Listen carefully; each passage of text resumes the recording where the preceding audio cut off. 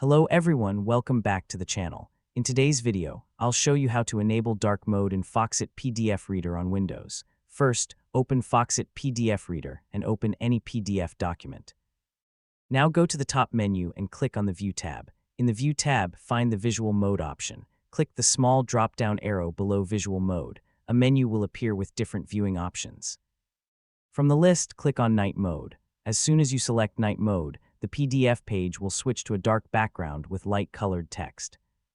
This makes reading much more comfortable, especially at night or in low-light environments. If you want to switch back to the normal view, simply click on View, open Visual Mode again, and select the default view option.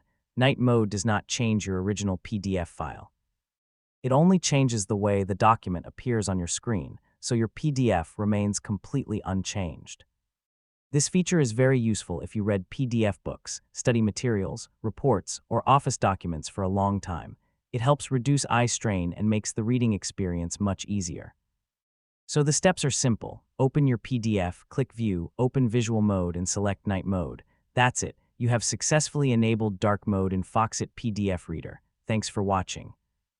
If this video helped you, please like the video, subscribe to the channel, and I'll see you in the next one.